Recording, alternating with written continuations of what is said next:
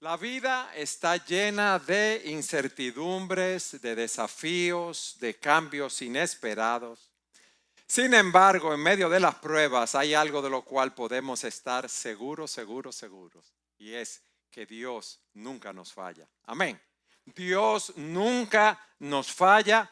Él es fiel para cumplir lo que promete y para completar la obra que ha comenzado en la vida de cada uno de nosotros. Recuerden, como vimos la semana pasada, que al momento de escribir esta carta, el apóstol Pablo estaba preso, no estaba en una buena posición, no estaba en una posición segura, y desde una prisión él escribe esta epístola del gozo. Aquí vemos un hombre que en medio de las pruebas de la vida tenía un corazón lleno de gratitud y amor al Señor. No porque las cosas iban bien, y esto es lo interesante, no porque las cosas iban bien, imagínense, preso, mal preso, sino porque él estaba consciente de que Dios nunca abandona a sus hijos, que Dios siempre está con nosotros, que Dios nunca abandona a su pueblo. Y esta epístola tiene una importancia histórica y teológica en la vida de la iglesia. Esta iglesia fue la primera iglesia, como vimos la semana pasada, que fue fundada por Pablo en Europa. Pablo había recibido una visión de un varón macedonio que decía: pasa a Macedonia y ven y ayúdanos. Y él llega guiado por el Espíritu Santo a Filipos. Recuerden lo que vimos la semana pasada. Allí él lo que encuentra es que no había una sinagoga, o sea, no habían 10 familias con un hombre de cabeza de esa familia, que era lo que se necesitaba para tener una sinagoga. Entonces, él va a la puerta de la ciudad donde había un río y allí había un grupo de mujeres orando. El Señor mueve el corazón de Lidia, una de las mujeres que estaba allí, y ella entrega su vida al Señor. Lidia era una vendedora de púrpura. Los hermanos se congregan en casa de ella. Luego había una joven adivina que iba detrás de Pablo continuamente diciendo que eran siervos del Dios Altísimo. El Pablo manda a ese espíritu maligno que salga de ella, ese espíritu de adivinación. ¿Y qué pasa? La gente le dio gracias por eso. No. Los dueños de esa esclava que estaba adivinando crearon un alboroto y Pablo acabó en la cárcel junto con Silas. Allí los azotaron con varas. Viene un terremoto. El carcelero de Filipos, el hombre que los cuidaba, se iba a matar porque habían escapado los presos. Y Pablo le dice: nosotros estamos aquí. Y él le pregunta: ¿qué debo hacer para ser salvo? Y él le dice: cree en el Señor Jesucristo. Y ese carcelero fue salvado. Mis hermanos, lo interesante de esto es que uno no va a pensar que así va a empezar una iglesia. Vamos a darle mente a esto. Yo llego a una ciudad, no hay ni siquiera una sinagoga. En estos tiempos no hay ni una iglesia. Voy a un lugar donde hay un grupo de mujeres orando. Allí predico la palabra. Allí hay salvación de esas personas. Después se me arma un lío grandísimo. El pueblo entero está contra mí, la ciudad, con esa situación. Me azotan, me meten en lo último de la cárcel, en el cepo, con los pies y las manos en un cepo.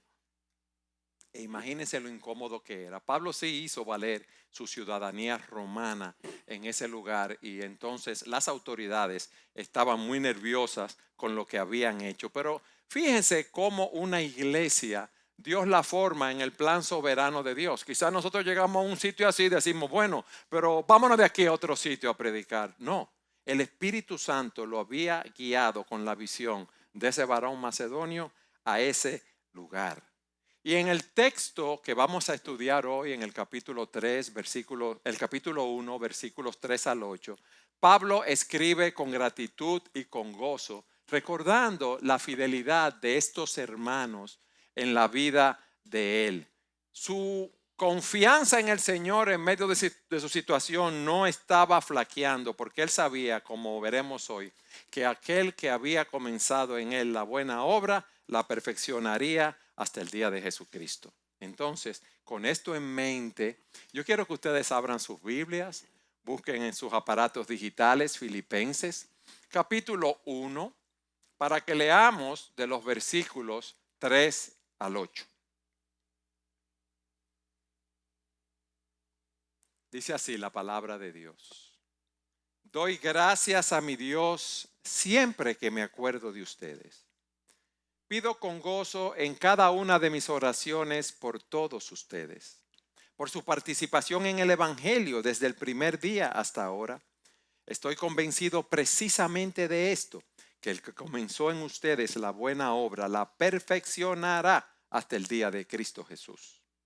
Es justo que yo sienta esto acerca de todos ustedes porque los llevo en el corazón, pues tanto en mis prisiones como en la defensa y confirmación del Evangelio, todos ustedes son participantes conmigo de la gracia, porque Dios me es testigo de cuánto los añoro a todos con el entrañable amor de Jesucristo. Este mensaje lo hemos titulado Un corazón agradecido y confiado en Dios. Y tenemos 5 características de ese corazón agradecido. Un corazón agradecido da gracias a Dios por la iglesia, como hace Pablo en el versículo 3. Ora con gozo por los hermanos, como vemos en el versículo 4.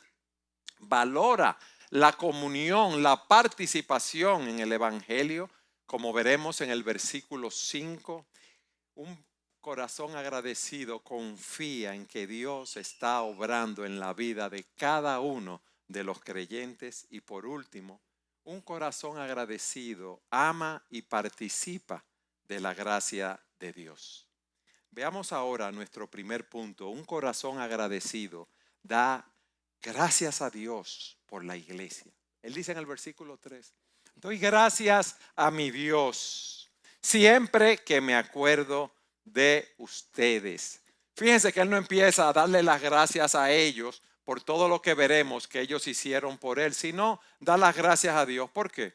Porque toda buena dádiva, todo don perfecto proviene del Dios de lo alto, del Padre de las luces, que puso en el corazón de los filipenses ser generosos y apoyar a Pablo de esa manera, como veremos. Y fíjense que él dice, doy gracias a Dios siempre que me acuerdo de ustedes. Siempre yo estoy dando gracias a Dios. ¿Por qué? Porque él veía la fidelidad de Dios en esa iglesia. Él veía la obra de Dios en la vida de esos hermanos. Esos hermanos no solamente recibieron el Evangelio, sino que vivieron el Evangelio. Lo aprobaron activamente desde el primer día en que lo habían recibido. ¿Y cómo sabemos esto, mis hermanos? Que ellos apoyaron a Pablo. En el capítulo 4, versículos 15 y 16, vemos que ellos le dieron su apoyo financiero continuo. Dice, y ustedes mismos saben, filipenses, que al comienzo de la predicación del Evangelio, después que partí de Macedonia, ninguna iglesia compartió conmigo en cuestión de dar y recibir, sino ustedes solos, porque aún a Tesalónica enviaron dádivas más de una vez para mis necesidades. Esa iglesia se había comprometido con apoyar a Pablo donde quiera que él estuviera predicando el Evangelio y fueron constantes en apoyarlo. Y aquí aprendemos, hermanos, que nosotros debemos apoyar como iglesia a todos los misioneros, a pastores que estamos enviando a plantar otras iglesias. Pero no solamente los apoyaban económicamente, sino que también lo apoyaron con sus oraciones. Porque en el versículo 19 del capítulo 1 se nos dice, porque sé que esto resultará en mi liberación mediante las oraciones de ustedes y la provisión del Espíritu de Jesucristo. Esa iglesia está orando fervientemente por el ministerio del apóstol Pablo. Y eso es algo que nosotros debemos aprender a hacer. Y vamos a ver más adelante cómo nosotros muchas veces somos egoístas en nuestras oraciones que están centradas en nosotros mismos. Esa oración es una oración que persevera.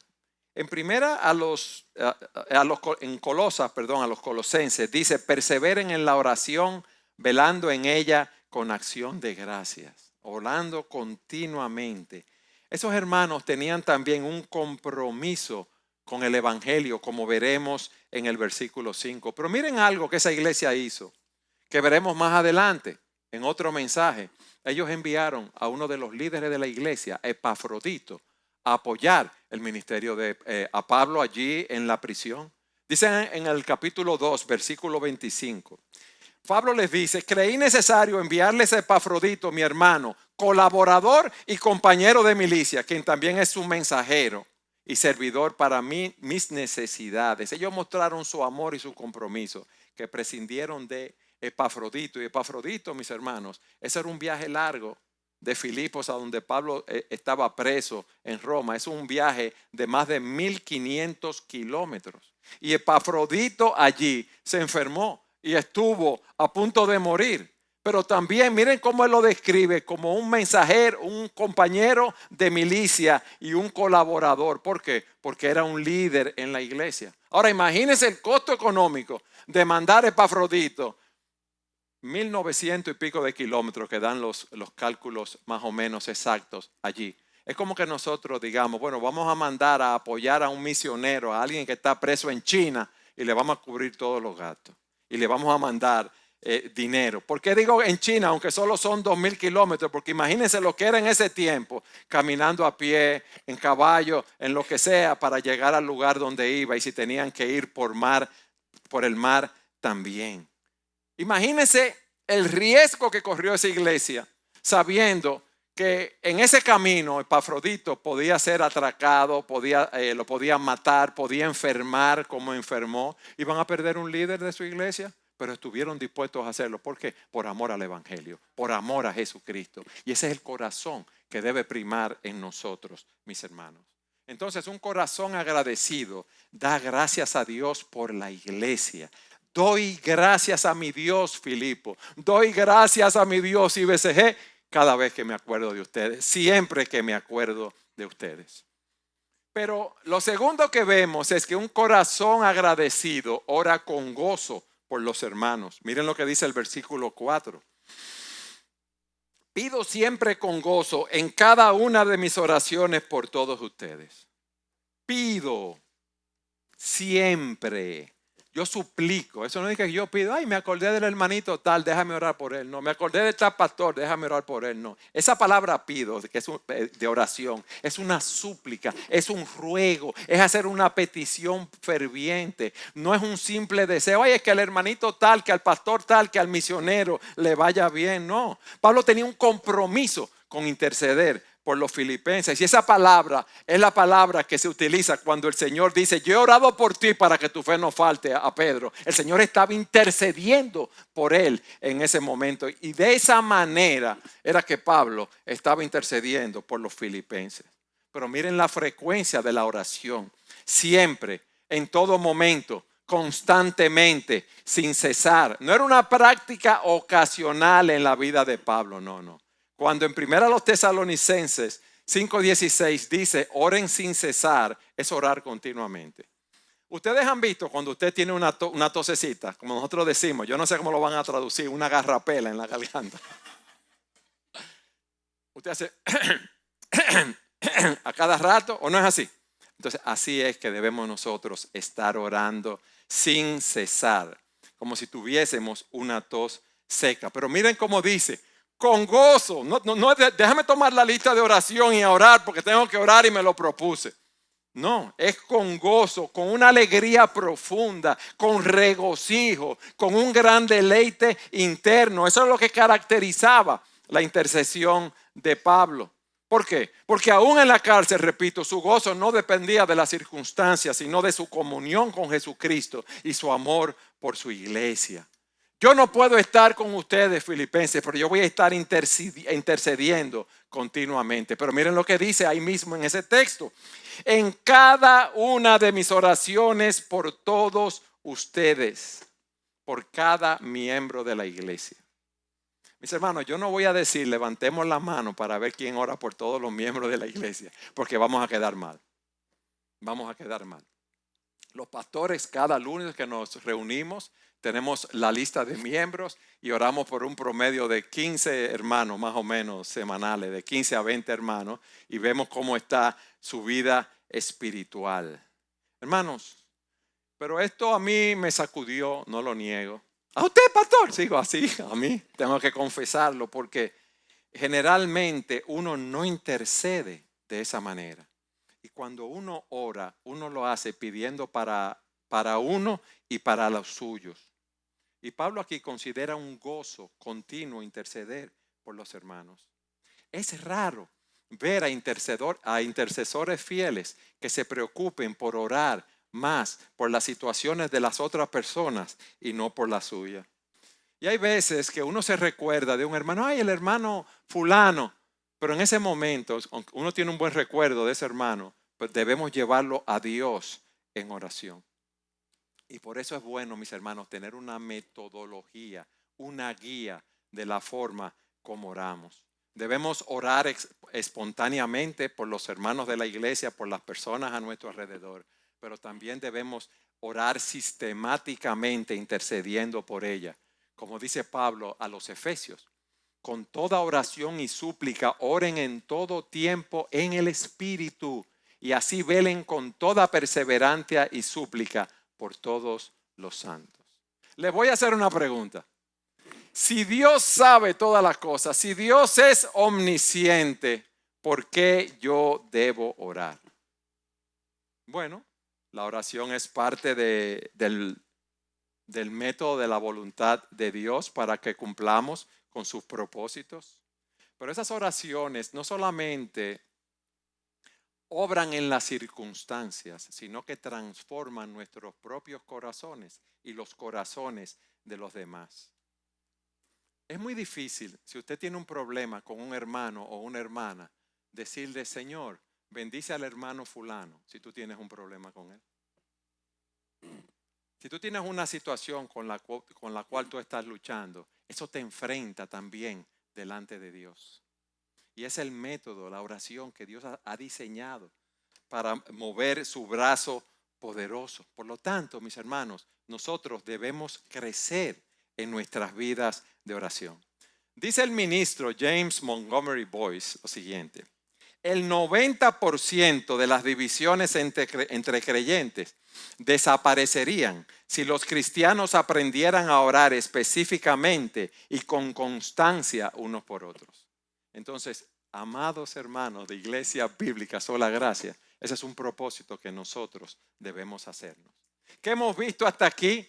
Que un corazón agradecido da gracias a Dios por la iglesia, que un corazón agradecido ora con gozo por los hermanos. En tercer lugar, un corazón agradecido valora la comunión en el Evangelio.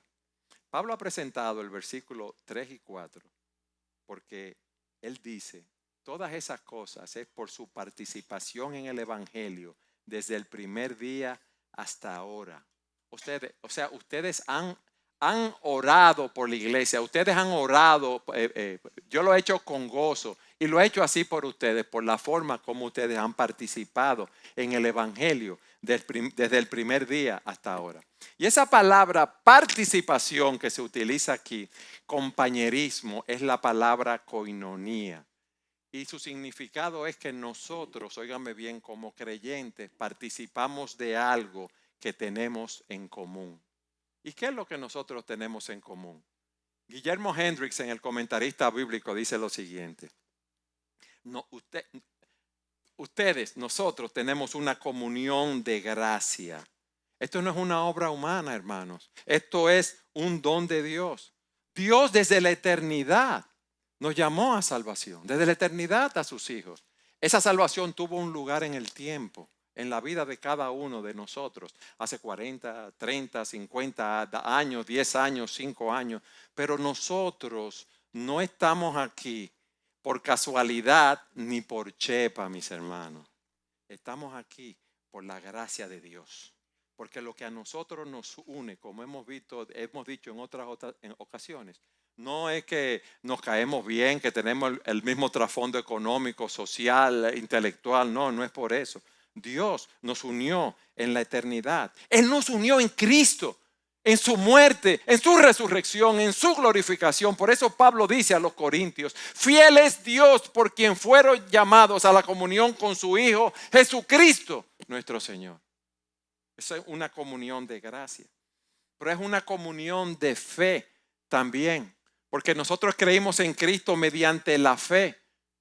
Creímos en su muerte, resurrección y gloria y creemos que en Él tenemos vida eterna. Y creemos que el día que cerremos nuestros ojos aquí, lo abriremos en su presencia y disfrutaremos de Él para siempre.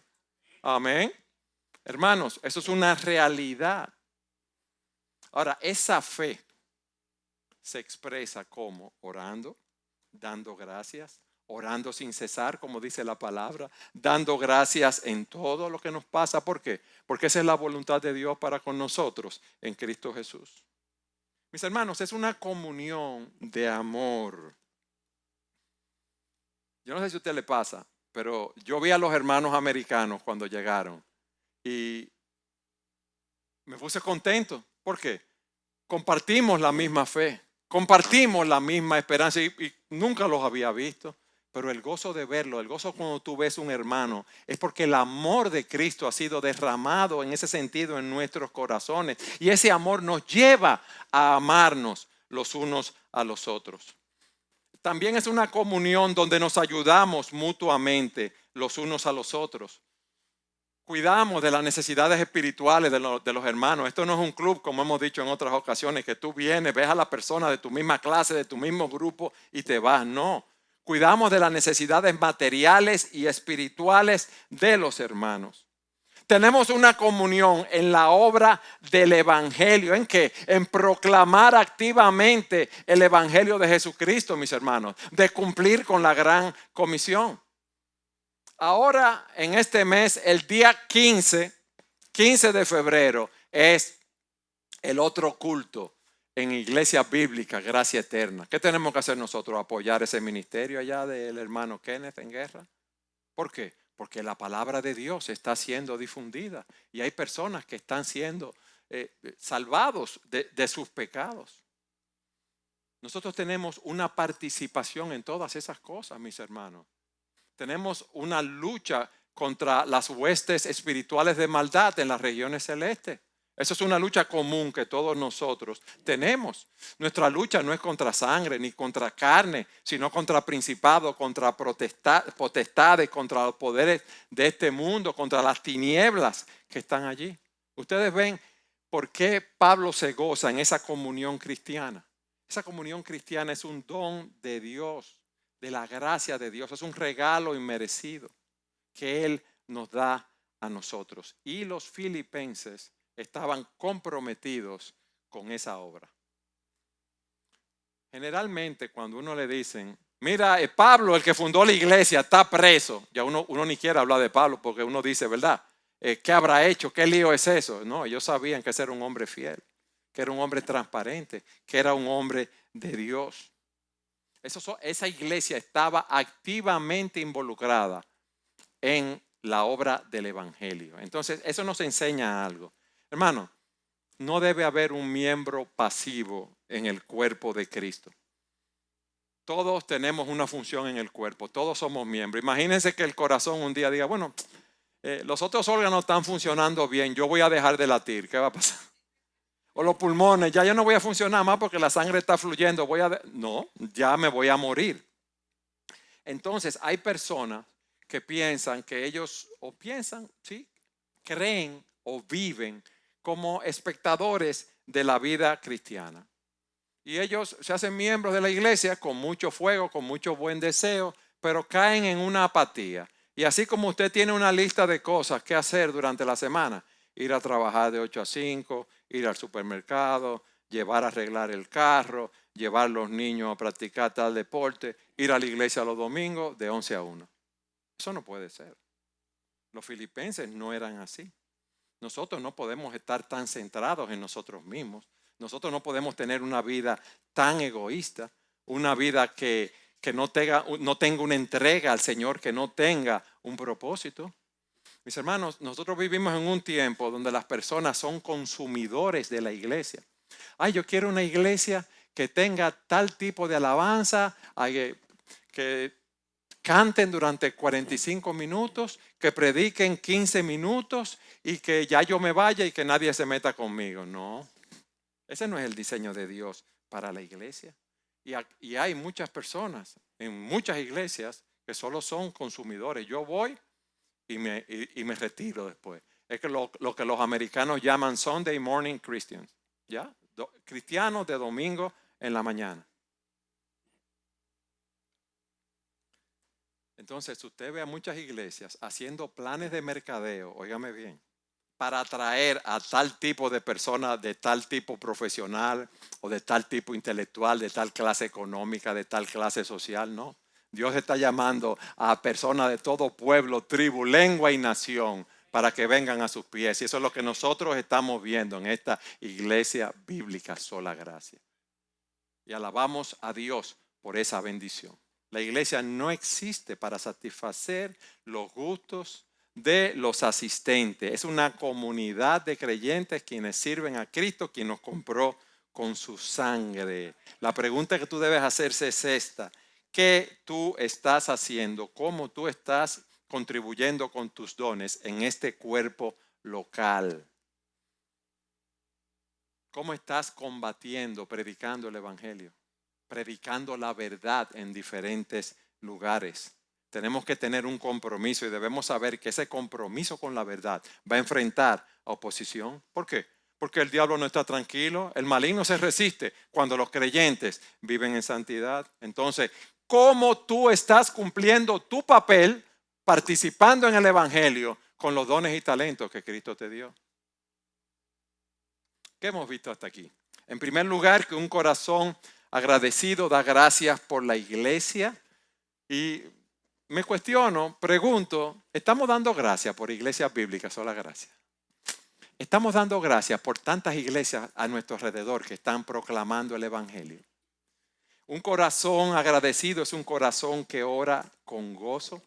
Y pregunto, ¿estamos intercediendo constantemente y con gozo por nuestros hermanos? Y un corazón agradecido participa en la obra de Dios. ¿Qué somos nosotros? ¿Colaboradores activos o meros espectadores en esta obra? En cuarto lugar, un corazón agradecido confía en que Dios está obrando en la vida de cada creyente. Miren lo que dice el versículo 6. Estando convencido precisamente de esto, que el que comenzó en ustedes la buena obra, la perfeccionará hasta el día de Cristo Jesús. Cada vez que uno empieza un nuevo año, por lo menos en mi caso, uno hace muchos buenos propósitos en una lista. Y quizás ya a los 10 días, a los 8 días, al mes, ya todos esos buenos propósitos no se están cumpliendo. Todos nosotros hacemos promesas que muchas veces no cumplimos, tenemos sueños que no realizamos, pero en medio de la incertidumbre de la vida, en medio de la misma incertidumbre de nosotros, Dios, aquí Pablo nos dice que Dios nunca deja incompleta su obra. Y alabado sea el Señor por eso. Él dice, yo estoy convencido. Yo tengo una confianza total y absoluta, es lo que está diciendo así. Filipenses, yo sé que la obra que Dios empezó en ustedes, Él la perfeccionará. Iglesia Bíblica Sola Gracia, yo sé que la obra que Dios empezó en ustedes, Él la va a completar. Y dice la buena obra. Él nos llamó a salvación. Nosotros estamos en un proceso de santificación. Y aquí dice que esa obra se va a completar. Porque esa es la promesa de Dios a nosotros en Jesucristo. Perfeccionar es llevar a algo a su plena realización. Nosotros podemos dejar las cosas a medias. Dios no deja nada a medias. ¿Y cuándo se va a completar a completar esto? Hasta el día de Cristo Jesús. Cuando venga Jesucristo, nosotros tendremos cuerpos glorificados. Nosotros vamos a ser transformados. Juan dice, amados, ahora somos hijos de Dios y aún no se ha manifestado lo que habremos de ser. Pero sabemos que cuando Cristo se manifieste, seremos semejantes a Él porque lo veremos como Él es. Ese día viene, mis hermanos, ese día de perfección, de glorificación, el día de la manifestación gloriosa de los hijos de Dios. Vayan conmigo a Romanos capítulo 8.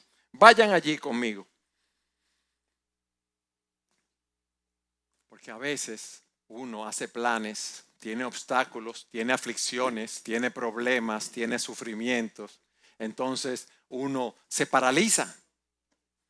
Romanos 8, 18 y 19, y después voy a leer el versículo 23.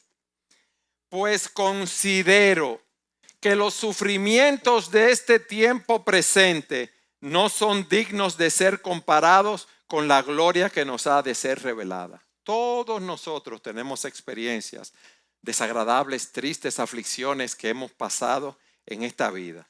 Y aquí nos está diciendo el apóstol Pablo, inspirado por el Espíritu Santo, que los sufrimientos de este tiempo no son dignos de ser comparados con lo que nos espera a nosotros. Versículo 19. Porque el anhelo profundo de la creación es aguardar ansiosamente la revelación de los hijos de Dios. Y miren lo que dice el versículo 23. Y no solo ella, sino que también nosotros gemimos, que tenemos las primicias del Espíritu. Aún nosotros mismos gemimos en nuestro interior, aguardando ansiosamente la adopción como hijos, la redención de nuestros cuerpos. Y la Nueva Traducción Viviente lo traduce de esta manera. Y los creyentes también gemimos, aunque tenemos al Espíritu de Dios en nosotros como una muestra anticipada de la gloria futura. Porque anhelamos que nuestro cuerpo sea liberado del pecado, que sea liberado del sufrimiento. Nosotros también deseamos con una esperanza ferviente que llegue el día en que Dios nos dé todos nuestros derechos como sus hijos adoptivos, incluyendo el nuevo cuerpo que nos prometió. Alabado sea el Señor, mis hermanos. Qué glorioso lo que a nosotros nos espera. Pero mientras tanto, y el pedacito que a ninguno nos gusta, Dios muchas veces coge una limita, a veces una lijita de agua fina y nos la pasa. Pero a veces coge una lima de esas que le llaman, yo creo que es rabo de ratón, algo así, que usan para afilar los machetes y esas cosas. Y entonces ahí no nos gusta. Pero yo tengo una esperanza y yo tengo que vivir a la luz de la esperanza. Yo voy a tener un cuerpo glorificado. Yo voy a estar con el Señor. Yo lo voy a ver cara a cara. Yo voy a estar toda la eternidad con Él. Pero pastor, es que yo me frustro cuando veo mis pecados, como mis adicciones, cómo soy dominado por muchas cosas. Pero no te desesperes. Dios nos está transformando. Dios está obrando en nuestras vidas. Nosotros estamos en un proceso de santificación. Nosotros no podemos frustrarnos con nuestras debilidades. Así como Pablo está convencido de que empezó en nosotros la buena obra, la va a perfeccionar. Así él estaba firme y seguro en Romanos 8:38, cuando dice: estoy convencido de que ni la muerte, ni la vida, ni los ángeles, ni principados, ni lo presente, ni lo porvenir, ni los poderes, ni lo alto, ni lo profundo, ni ninguna otra cosa creada nos podrá separar del amor de Cristo, del amor de Dios que es en Cristo Jesús, Señor nuestro. Con esa convicción que él tenía en esa promesa, con esa convicción nos dice que Dios va a completar su obra en nosotros. Pero como yo decía, hermano, ¿vamos a pasar por aflicciones? Sí, porque vivimos en un mundo marcado por el pecado. Hay un texto que todos ustedes se saben, Romanos 8:28. Repítanlo conmigo. Y sabemos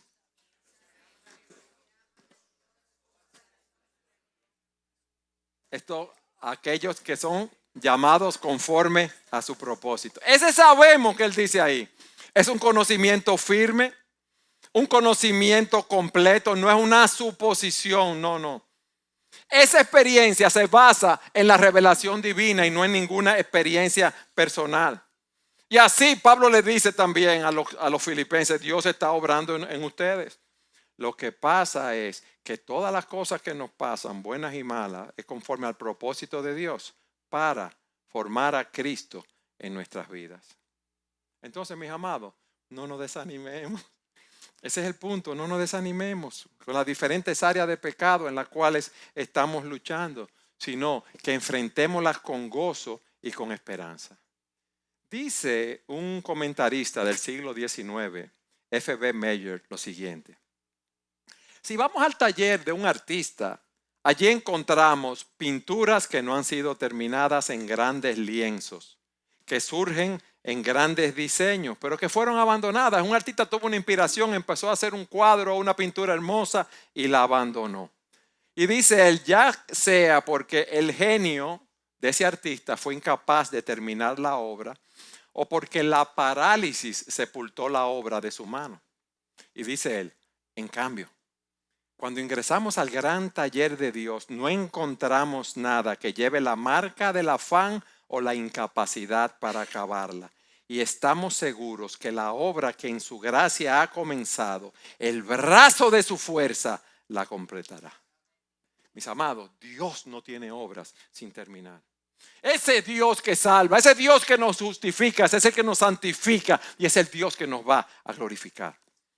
El Dios que empieza con nosotros es el Dios que termina con nosotros también. Yo estoy convencido, dice Pablo, que el que comenzó en ustedes la buena obra, la perfeccionará hasta el día de Jesucristo. Ahora, como veremos más adelante, tú y yo no nos vamos a sentar a esperar que venga esa obra. ¿Por qué? Porque tenemos una responsabilidad dada por Dios de participar en esa obra de transformación. ¿Y por qué lo digo? Yo no sé cómo van a traducir esto, porque a nosotros nos gusta coger los mangos bajitos. ¿Ustedes entienden? Los mangos bajitos, lo que yo puedo agarrar, o dar un brinquito y agarrarlo y ya. Eso yo quiero con mi vida de santidad.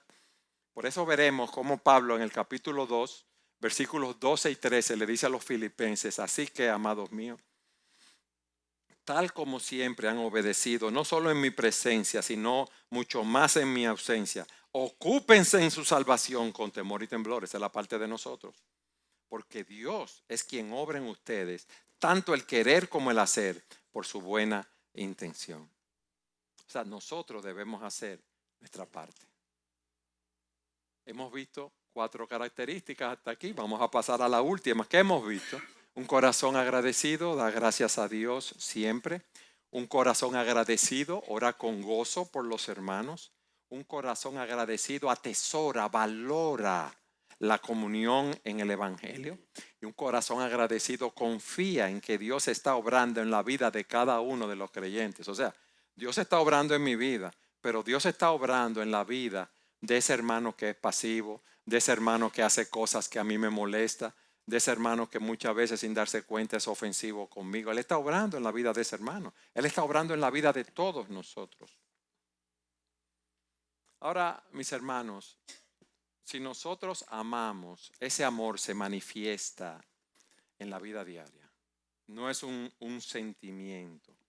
Pablo en los versículos 7 y 8 expresa un profundo amor por los filipenses, un amor que nace de la gracia de Dios, un amor que se muestra en compañerismo, en oración, en sacrificio. Ese es nuestro quinto y último punto. Un corazón agradecido ama y participa en la gracia de Dios. Dice él, es justo que yo sienta esto acerca de todos ustedes, porque los llevo en el corazón. Pues tanto en mis prisiones como en la defensa y confirmación del Evangelio, todos ustedes son participantes conmigo de la gracia. Porque Dios me es testigo de cuánto los añoro a todos con el entrañable amor de Jesucristo. Dice, es justo que yo sienta esto por ustedes, es que yo los llevo en el corazón. Y la idea que nos da el texto en el original, yo tengo un afecto profundo por ustedes. Yo tengo un afecto continuo por ustedes. Yo tengo un amor que está comprometido con ustedes. Yo tengo un amor lleno de gratitud. Fíjense cómo él le dice a los tesalonicenses, así teniendo un gran afecto por ustedes, nos complacimos en impartirles no solamente el Evangelio de Dios, sino también nuestras propias vidas, porque ustedes llegaron a sernos muy amados. Ese es el espíritu que nosotros debemos tener por los demás, mis hermanos. Un espíritu de entrega. Porque ellos tenían un corazón que había participado de la gracia de Dios. Fíjense cómo dice ahí al final del versículo 7. Todos ustedes son participantes conmigo de la gracia. Son compañeros, son socios, son colaboradores de la gracia. Todos compartimos la gracia salvadora de Dios y todos, mis hermanos, debemos participar de la obra del Evangelio, de lo que hemos visto, de esa comunión que tenemos en el Evangelio. La gracia de Dios no solamente nos salva, sino que nos llama a participar en su misión. Oye bien, la gracia de Dios no solamente nos salva, sino lleva a participar en su misión, en su obra, en su gran comisión, en predicar el evangelio. Muchas veces va a ser difícil, dificilísimo. ¿Qué le dice Pablo a Timoteo? Sufre penalidades conmigo como un buen soldado de Jesucristo. Un soldado tiene que mantenerse en la posición donde lo pongan, lo que le digan sus superiores. Muchas veces hay que estar a la intemperie, agua, sol, sereno. Muchas veces no llega la comida a tiempo donde están. Muchas veces tienen que combatir, muchas veces tienen que exponer sus vidas. Sufre penalidades, es lo que Dios nos está diciendo a nosotros y BSG. Debemos estar dispuestos a eso. Y en ese texto, Él nos dice en el versículo 8, que un corazón agradecido ama profundamente porque a su iglesia, a sus hermanos, porque es participante de la gracia de Dios.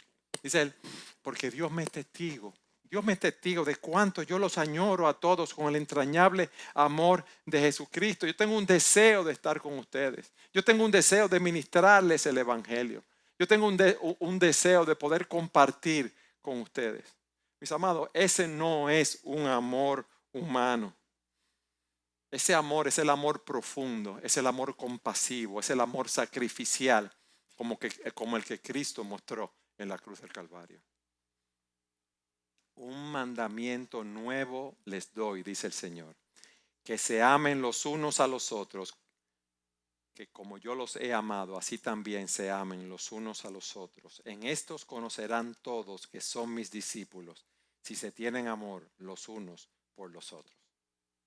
Es muy fácil decir, ay hermano, te quiero, te adoro, qué bueno. Y olvídate del hermano inmediatamente. No, ese amor sacrificial de Cristo es el amor que nosotros debemos modelar. Y ahí en el capítulo 13 lo dice, luego de que el Señor había lavado los pies de sus discípulos. Ese amor se manifiesta con acciones prácticas. Ese amor se manifiesta con acciones compasivas. Ese amor debe reflejar el amor de Cristo. Es un amor que perdona, es un amor que sirve, es un amor que intercede, es un amor que se sacrifica. Ahora, mi pregunta es esta, hermano, o hermanos, plural. ¿Estamos nosotros dispuestos a mostrar ese amor con nuestras vidas, con nuestras palabras, con nuestras acciones, entregándonos a servir a los otros? Iglesia bíblica, sola gracia. ¿Qué vamos a hacer? Dios nos ha dejado ejemplos para que los imitemos. Y nosotros tenemos el mismo Espíritu Santo que ellos tienen. No es un Espíritu Santo diferente. Esa es la obra de Dios. Y eso es lo que estamos viendo aquí, hermano. Gloria a Dios por eso. Gloria a Dios por ustedes. Pablo tenía un corazón lleno de gratitud hacia ese Dios que nunca falla. Fíjense cómo él agradece por esta iglesia, cómo él ora con gozo, cómo él valora la comunión en el evangelio, cómo él confía en que la obra de Dios se va a completar, cómo él los ama profundamente. Eso nos debe llevar a reflexionar cómo nosotros podemos vivir de esa manera. Cómo nosotros podemos vivir de esa manera. Y nuevamente les digo, hermano, ustedes no son una iglesia que solo han recibido el evangelio, sino que lo están viviendo y lo están proclamando. Y eso es notorio porque cada día vienen más personas aquí a escuchar el evangelio. Y eso es por el testimonio que ustedes están dando de su amor por Jesucristo. Hermanos, vamos a seguir adelante. Que el que empezó en nosotros la buena obra la perfeccionará hasta el día de Jesucristo. No importa los problemas, las aflicciones que estemos viviendo. El brazo poderoso de Dios no se ha cortado para salvar, para completar la obra que Él ha empezado. Vamos a seguir adelante con gratitud, con oración, con confianza, con amor mutuo, porque la victoria es nuestra. Por lo tanto, mis amados hermanos, estén firmes, constantes, abundando siempre en la obra del Señor, sabiendo que su trabajo en el Señor no es en vano. A Él sea la gloria.